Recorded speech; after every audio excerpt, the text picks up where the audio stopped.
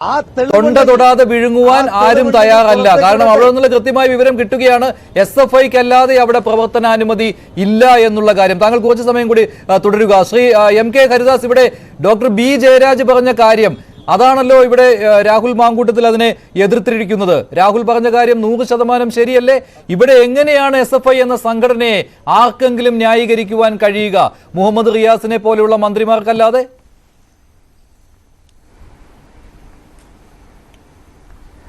നോക്കൂ, ഈ മനുഷ്യൻ അധപ്പതിച്ചു കഴിഞ്ഞാൽ കമ്മ്യൂണിസ്റ്റ് ആകും, കമ്മ്യൂണിസ്റ്റ് അധപ്പതിച്ചു കഴിഞ്ഞാൽ അത് മൃഗമാകും. ഇത് ഞാൻ പറഞ്ഞതല്ല, ഞാൻ ഈ സുകുമാർ അഴീക്കോട് കമ്മ്യൂണിസ്റ്റുകാരെ കുറിച്ച് പറഞ്ഞിട്ടുള്ള സംഗതിയാണ്.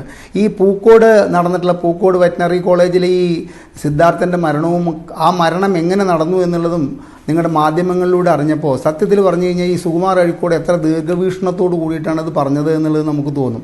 TP ചന്ദ്രശേഖരൻ വധക്കേസിലെ ഹൈക്കോടതി വിധി വന്ന അന്ന് മിക്ക ചാനൽ ചർച്ചകളിലും, ഒരു ചർച്ചയിൽ ഞാനും പങ്കെടുത്തിട്ടുണ്ടായിരുന്നു, ചാനൽ ചർച്ചകളിലും പങ്കെടുത്ത CPM നേതാക്കൾ പറഞ്ഞിട്ടുള്ളത് എന്താണെന്നറിയോ? അതായത് കോടതി പറയട്ടെ ഒരാൾ കുറ്റവാളിയാണെന്ന്, അത് ഞങ്ങൾ അംഗീകരിക്കില്ല. സമൂഹം പറയട്ടെ ഒരു വ്യക്തി കുറ്റവാളിയാണെന്ന്, അത് ഞങ്ങൾ അംഗീകരിക്കില്ല. ഞങ്ങളുടെ പാർട്ടി നേതൃത്വം പറയണം ആ വ്യക്തി കുറ്റവാളിയാണെന്ന്, എങ്കിൽ മാത്രമേ ഞങ്ങൾ അത് അംഗീകരിക്കൂ എന്ന് പറയുന്ന സ്ഥിതിയിലേക്ക് ഇവിടുത്തെ കമ്മ്യൂണിസ്റ്റുകാർ അധപ്പതിച്ചു എന്ന് പറയുമ്പോൾ ഇത്തരത്തിൽ ഈ പാർട്ടിയോട് ഒട്ടി നിൽക്കാൻ, ഈയിടെ ഒരു ചർച്ചയിൽ എന്നോടൊരു അവതാരകൻ ചോദിച്ചു, ഹരിദാസ് ഇങ്ങനെയൊക്കെ ഉണ്ടായിട്ടും എന്തുകൊണ്ടാണ് ഈ പാർട്ടിയിലേക്ക് നിത്യേന ഈ യുവാക്കൾ ചേക്കേറുന്നത്, അതുമാതിരി തന്നെ യുവതികൾ ചേക്കേറുന്നത്, ആളുകൾ കൂടുതൽ ഇവരെ സപ്പോർട്ട് ചെയ്യുന്നത്? ഈ പാർട്ടിയിൽ വന്നു കഴിഞ്ഞാൽ എന്ത് തോന്നിവാസം ചെയ്താലും അത് സംരക്ഷിക്കപ്പെടും എന്നുള്ള കാര്യത്തിൽ ഉറപ്പുള്ളവരാണ് ഈ പാർട്ടിയോട് ചേർന്ന് നിന്നിട്ട് നിത്യേന ഈ പാർട്ടിയെ വളർത്തിക്കൊണ്ടുവരുന്നത്. ഇപ്പം നോക്കി നോക്കൂ, ഈ മുക്കുപണ്ടം പണയ കേസ്, അതുമാതിരി തന്നെ പോക്സോ കേസുകൾ, ഇത്തരം കാര്യങ്ങളൊക്കെ പത്രത്തിൽ വായിക്കുമ്പോൾ അതിൻ്റെ അടിയിൽ എഴുതിയിരിക്കുന്ന ആൾ DYFIയുടെ യൂണിറ്റ് സെക്രട്ടറിയാണ്, DYFIയുടെ മറ്റേ പ്രസിഡൻ്റാണ്. ഇത്തരത്തിൽ പാർട്ടിയുമായി ബന്ധപ്പെട്ടിട്ടുള്ള ആൾക്കാരുടെ പേരുകൾ നിത്യേന പുറത്തു വന്നുകൊണ്ടിരിക്കുകയാണ്. ഈയിടെ വന്നിട്ടുള്ളൊരു വാർത്ത മഞ്ജുഷ ശ്രദ്ധിച്ചിട്ടുണ്ടായ, ഒരു സഹോദരിയെ 2 സഹോദരങ്ങൾ, മൂത്ത സഹോദരനും താഴെ സഹോദരനും കൂടിയിട്ട്, ആ കുട്ടിക്ക് 16 വയസ്സാണ്, പോക്സോ കേസിൽ അറസ്റ്റിലായിട്ടുള്ള 2 പേരും DYFIയുടെ ആ നാട്ടിലെ സജീവ പ്രവർത്തകരായിരുന്നു. അപ്പോൾ ധാർമ്മികമായിട്ട് ഇവരുടെ പാർട്ടി എന്ന് പറഞ്ഞു കഴിഞ്ഞാൽ ഇത്തരക്കാരെ തിരുത്താൻ ഈ പാർട്ടി നേതൃത്വം തയ്യാറാവുന്നില്ല. നിങ്ങളിവിടെ ഈ ചർച്ചയുടെ തുടക്കത്തിൽ പറഞ്ഞിട്ടുള്ള കാര്യം തന്നെയാണ്, പാർട്ടിയുടെ ഉന്നതൻ, അതായത് ഒരു വ്യക്തിയിൽ ഒതുങ്ങിയിരിക്കുകയാണെന്ന് CPM എന്ന് പറഞ്ഞു കഴിഞ്ഞാൽ ആ വ്യക്തിയുടെ മൗനം എത്രത്തോളം കേരളത്തിൽ ദോഷം ചെയ്തിട്ടുണ്ട് എന്നുള്ളതിൻ്റെ ഒരു മാനേജ്മെൻറ്റിൻ്റെ ക്രൂരമായ റാഗിംഗ് അല്ല, ക്രൂരമായ പീഡനത്തിന് വിധേയനായിക്കൊണ്ട് ഇവിടെ ജിഷ്ണു പ്രണോയി എന്ന് പറയുന്ന ഒരു കുട്ടിക്ക് മരിക്കേണ്ടി വന്നു. എങ്ങനെയോ മരിച്ചത് എന്നുള്ളത് അവിടെ നിൽക്കട്ടെ, അവൻ്റെ രക്തം ഇടിമുറിയിൽ കണ്ടിട്ടുള്ള കാര്യങ്ങളൊക്കെ അവിടെ നിൽക്കുന്നുണ്ട്. ആ കുട്ടി എല്ലാ വിഷുവിനും കണി കണ്ടുണരുന്നത് പിണറായി വിജയൻ്റെ ഫോട്ടോ ആണെന്ന് ഈ കുട്ടിയുടെ അമ്മ പറയുന്നു. എന്നിട്ട് പോലും ആ കുട്ടിയെയോ ആ കുട്ടിയുടെ അമ്മ തിരുവനന്തപുരത്ത് വന്നിട്ട് ഈ മുഖ്യമന്ത്രിയെ കാണാൻ ശ്രമിച്ചിട്ടോ കൂട്ടാക്കാത്ത ഒരു മുഖ്യമന്ത്രിയാണോ ഈ പ്രശ്നത്തിൽ ഇടപെട്ടുകൊണ്ട് സംസാരിക്കുന്നത്? അല്ലെങ്കിൽ ഈ പ്രശ്നത്തിൽ ആ കുട്ടിയുടെ വീട് സന്ദർശിക്കുക? ശ്രീ ജയരാജ്, താങ്കൾ ഒരു കാര്യം മനസ്സിലാക്കുക. താങ്കൾ ചോദിച്ചു, ഒരു പരസ്യ പ്രസ്താവന മുഖ്യമന്ത്രി നടത്തിയാൽ തീരാവുന്ന പ്രശ്നമാണോ?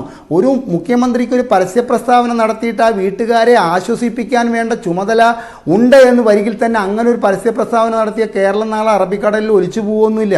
കെവിൻ എന്ന് പറയുന്ന ഒരു ചെറുപ്പക്കാരൻ മരിച്ചപ്പോൾ ഈ മുഖ്യമന്ത്രിയിൽ ഏറെ സമ്മർദ്ദമുണ്ടായിരുന്നു. കാരണം പോലീസിൻ്റെ അനാസ്ഥ കൊണ്ടാണ് കെവിൻ വെള്ളത്തിൽ മുക്കിയിട്ട് ആ കുട്ടിയുടെ, അയാളുടെ കാമുകിയുടെ ബന്ധുക്കൾ ആ വ്യക്തിയെ കൊന്നിരിക്കുന്നത്. അതും അന്ന് ആ കോട്ടയത്തെ സബ് ഇൻസ്പെക്ടർ പറഞ്ഞത് എന്താ വെച്ചാൽ, മുഖ്യമന്ത്രിയുടെ സുരക്ഷാ ചുമതല ഉള്ളതുകൊണ്ടാണ് ഈ കുട്ടിയുടെ വീട്ടിൽ നിന്നും ഫോൺ വന്നപ്പോൾ ഞങ്ങൾക്ക് പോകാൻ പറ്റാതിരുന്നത്. അങ്ങനെ ഒരു കുട്ടി മരിച്ചിട്ട് ആ കുട്ടിയുടെ വീട്ടിൽ പോകാനോ ആ കുട്ടിയുടെ പ്രശ്നത്തിൽ ഇത്തരത്തിലൊരു പ്രസ്താവന നടത്താനോ അദ്ദേഹം തയ്യാറായിട്ടുണ്ടോ? ഇവിടെ വരാപ്പുഴയിൽ ഉറങ്ങിക്കിടന്നൊരു വ്യക്തിയെ പോലീസിൻ്റെ ഉന്നത എമ്മമാർ കൊണ്ടുപോയിട്ട് ഇടിച്ചു കൊന്നു, ശ്രീജിത്തിനെ. ആ പ്രശ്നത്തിൽ ആ വീടൊന്ന് സന്ദർശിക്കാനോ ആ വീട്ടുകാരെ ആശ്വസിപ്പിക്കാനോ ഈ മുഖ്യമന്ത്രി തയ്യാറായിട്ടുണ്ടോ? കുറവിലങ്ങാടും ചാലക്കുടിയിലും പോലീസിൻ്റെ ആത്മവീര്യം തകർക്കുമാർ ഈ SFIക്കാരും DYFIക്കാരും പെരുമാറിയപ്പോൾ ഈ മുഖ്യമന്ത്രിയുടെ വാ തുറന്നിട്ടുണ്ടോ? അപ്പോൾ ഇത്തരത്തിലുള്ള ഈ വാ തുറക്കാത്തത്, ഇതിപ്പോൾ മുഖ്യമന്ത്രി വാ തുറന്നത് കൊണ്ട് എന്താണ് എന്ന് ചോദിക്കുന്ന ഒരു പാനലിസ്റ്റ് ഇരിക്കുന്നതോടത്ത് എന്താണ് പ്രശ്നം വെച്ച് കഴിഞ്ഞാൽ, ഇത്തരക്കാർക്ക് അഴിഞ്ഞാടാനുള്ള പ്രേരക ശക്തി കൂടി വരികയാണെന്ന കാര്യം മനസ്സിലാക്കണം ഇദ്ദേഹം. ഇപ്പോൾ ഈ ഇവിടുത്തെ നമ്മുടെ ഈ കേരള പോലീസിന് ഈ കാര്യത്തിലുള്ള പങ്ക് നിസ്സാരമൊന്നുമല്ല. ഈ നമ്മുടെ ഇപ്പോൾ പൂക്കോട് വെറ്റിനറി കോളേജിലെ ഇടിമുറിയുടെ അധോലോകം എന്ന് പേരിട്ടിട്ടുള്ള ഒരു ഇടിമുറിയുണ്ട്. ആ ഇടിമുറിയിൽ നിന്നും ധാരാളം മദ്യക്കുപ്പികളും കാര്യങ്ങളും കണ്ടെടുക്കാൻ കഴിഞ്ഞിട്ടുണ്ട് എന്ന് പറയുമ്പോൾ ഇവിടുത്തെ എനിക്ക് കിട്ടിയിട്ടുള്ള വിവരം വെച്ചിട്ട് പറയുന്നത് എന്താ വെച്ചാൽ, ഇത്തരത്തിലുള്ള റാഗിങ്ങും ഇത്തരത്തിലുള്ള തോന്നിവാസവും നടക്കുന്ന കോളേജുകൾ എവിടെയുണ്ടെങ്കിലും അവിടുത്തെ ഇത്തരത്തിലുള്ള വിദ്യാർത്ഥി നേതാക്കൾക്ക് ആ ലോക്കൽ പോലീസുമായിട്ട് അങ്ങേയറ്റം ബന്ധമുണ്ട്. അത്തരത്തിലുള്ള പോലീസുകാരെ ഈ വിദ്യാർത്ഥി നേതാക്കൾ സൽക്കരിക്കാൻ വിളിക്കുന്നുണ്ട് എന്നാണ് പറയുന്നത്. അപ്പോൾ പോലീസിന്, ലോക്കൽ പോലീസിന് കൃത്യമായിട്ട് ഈ വിവരങ്ങൾ അറിയാം. ഇത്തരം കോളേജുകളിലൊക്കെ ഇവരുടെ ആധിപത്യം കൊണ്ട് ഇത്തരത്തിലുള്ള ക്രൂര പീഡനങ്ങൾക്ക് കുട്ടികൾ വിധേയരാകുന്നുണ്ട്. ഇപ്പൊ എന്താണ് ആ PTA പ്രസിഡന്റ് പറഞ്ഞത്? എൻ്റെ മകനുണ്ടായിട്ടുള്ള പീഡനത്തിനെ കുറിച്ചിട്ട് പറയുന്നു. ഇന്നലെ കടലുണ്ടിയിലെ അമൽ എന്ന് പറയുന്ന ഒരു കുട്ടി എന്താ പറയുന്നത്? ഞാൻ SFI ആണ്, പക്ഷേ ഇവിടുത്തെ എൻ്റെ കോളേജിലെ SFIക്കാരുമായി പൊരുത്തപ്പെടാൻ കഴിയാത്തത് കൊണ്ട് ഞാൻ അവിടുത്തെ സ്ഥാനാർത്ഥിയാകാൻ വിസമ്മതിച്ചു. എൻ്റെ മൂക്കിൻ്റെ പാലം ഇടിച്ചു തകർക്കാനുണ്ടായ കാരണം അതാണ്. 3 വർഷം മുമ്പ് ഇതേ പൂക്കോട് വെറ്റിനറി കോളേജിലെ വിദ്യാർത്ഥികൾ നിങ്ങളുടെ ചാനൽ മൈക്കിൻ്റെ മുമ്പിൽ ഓടിക്കൊണ്ടാണ് പറയുന്നത് ഞങ്ങളൊക്കെ SFIക്കാരാണ്, പക്ഷേ ഇവിടുത്തെ SFIക്കാർ കാടത്ത് നിറഞ്ഞവരാണ്, ഞങ്ങൾക്ക് ഇവിടെ പഠിക്കാനുള്ള അന്തരീക്ഷം ഉണ്ടാക്കുന്നില്ല, ഇവരുടെ ക്രൂരമായ പീഡനങ്ങൾക്ക് ഞങ്ങൾ വിധേയരാകുന്നു. അത് കേട്ടിട്ടില്ലേ ഈ ഡീനായാലും ഈ വൈസ് ചാൻസലർ ആയാലും അവിടുത്തെ അധ്യാപകരായാലും അധ്യാപക സംഘടനകൾ ഈ ഭരിക്കുന്ന സർക്കാരിനോട് നീതി പുലർത്തിക്കൊണ്ട് ഇത്തരം കാര്യങ്ങളിലെ ഇത്തരം SFI വിദ്യാർത്ഥി സംഘടനകൾ നടത്തുന്ന ഇത്തരം തോന്നിവാസങ്ങൾക്ക് കണ്ണടയ്ക്കുന്നതും ഇതൊക്കെ ഇത്തരം സംഭവങ്ങൾ കൂടാനുള്ള പ്രേരക ശക്തിയാണ്. മറ്റൊരു വലിയ കാര്യം ഇവിടെ തുറന്നു പറയണം. ഇന്നലെ ഞാൻ പങ്കെടുത്ത ചർച്ചയിലെ ഗുരുവായൂർ ശ്രീകൃഷ്ണ കോളേജിലത്തെ 2018 അവിടെ പഠിക്കാൻ ചെന്ന ഒരു അനൂപ് എന്ന് പറയുന്ന വിദ്യാർത്ഥിയുടെ വലിയ കഥയാണ്. ആ കഥ ഞാൻ ചുരുക്കി പറയാം. അവിടെ അവസാനം ഇദ്ദേഹം 3ാമത്തെ വർഷം പഠിക്കുമ്പോഴേക്കും ഇദ്ദേഹത്തിന് അവിടെ ഇലക്ഷന് നിൽക്കേണ്ട ഗതികേട് വന്നു. അദ്ദേഹം ഒരു രാഷ്ട്രീയ പാർട്ടിയുടെയും പ്രതിനിധിയായിരുന്നില്ല. 24 സ്ഥാനമാനങ്ങൾക്കും മറ്റ് നോമിനേഷൻ കൊടുത്തവരെയൊക്കെ ഒഴിവാക്കാൻ SFIക്കായി. പക്ഷേ ഈ 25ാമത്തെ ചെയർമാൻ സ്ഥാനം നിർബന്ധമായിട്ട് ഇലക്ഷൻ നടത്തണമെന്ന നിയമമുള്ളതുകൊണ്ട് ഈ അനൂപ് അവിടുത്തെ ഇലക്ഷനിൽ നിന്നും അദ്ദേഹം ജയിച്ചു. ആ ജയിച്ചത് അംഗീകരിക്കാതെ ആ പാവത്തിൻ്റെ ഒരു കണ്ണ് അദ്ദേഹം അന്ധനായിട്ടാണ് ഇന്നലെ ആ ചർച്ചയിൽ പങ്കെടുത്തത്. അദ്ദേഹം പറഞ്ഞത് എന്താ വെച്ചാൽ 2018 എൻ്റെ ഒരു കണ്ണ് പോയി, എൻ്റെ 2 കാലിലും സ്റ്റീൽ റോഡ് ഇടേണ്ടി വന്നു, അത് 4 കൊല്ലം കഴിഞ്ഞിട്ടാണ് മാറ്റിയിരിക്കുന്നത്. എന്താണ് അയാൾ ചെയ്തിരിക്കുന്നത്?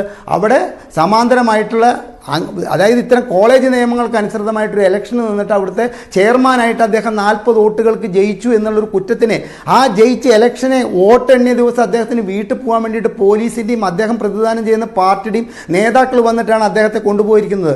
അപ്പോൾ കോളേജ് അന്തരീക്ഷത്തിലെ കലാലയ അന്തരീക്ഷം പൊളിറ്റിക്കൽ ലിഞ്ചിങ് നടത്തുന്നത് SFIക്കെതിരെ